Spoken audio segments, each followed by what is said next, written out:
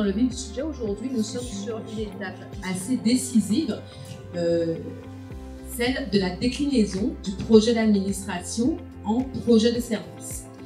Aujourd'hui, j'ai eu à intervenir sur une présentation liée au projet d'administration et plus précisément à sa déclinaison en projet de service. Alors, c'est un document fondateur au sein de Cap Excellence, c'est un document essentiel. Et aujourd'hui, nous sommes passés à une étape beaucoup plus opérationnelle puisque nous avons élaboré ce document et maintenant, nous allons vers la phase de sa concrétisation. Il doit permettre de favoriser les conditions internes de nos agents au service des administrés et en vue donc de la concrétisation du projet politique tel qu'il est porté.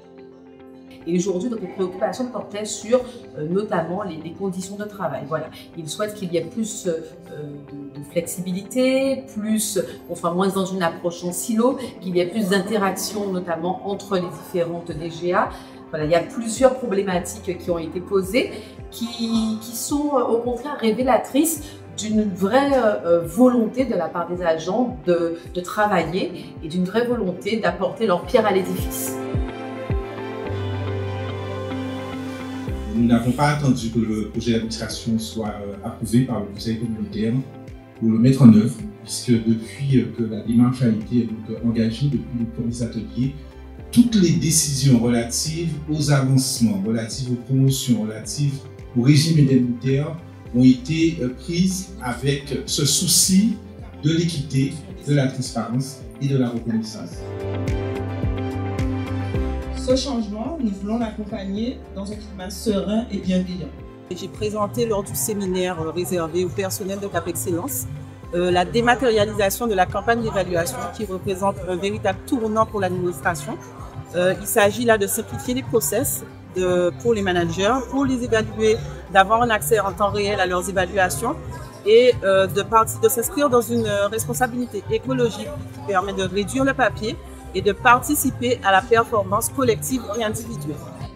L'objectif, c'est donc de simplifier les processus pour gagner en temps, gagner en efficacité, centraliser les informations.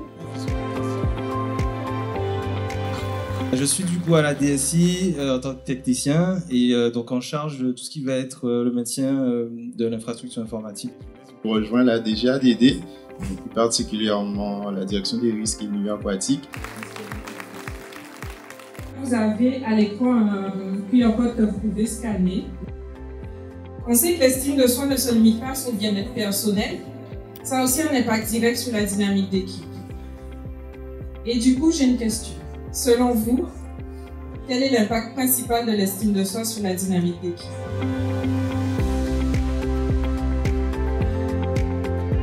Les procédures peuvent faire que ça prenne du temps, mais ça bouge. Et ça bouge grâce à chacun d'entre vous qui fait preuve d'initiative.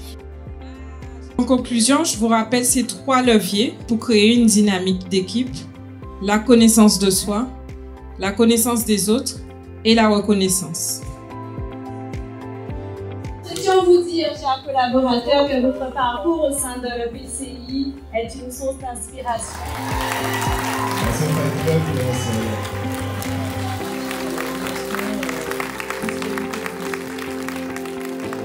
Je crois qu'elle a fait partie des premiers agents de Cap Excellence. Eva Céleste. Mille fois.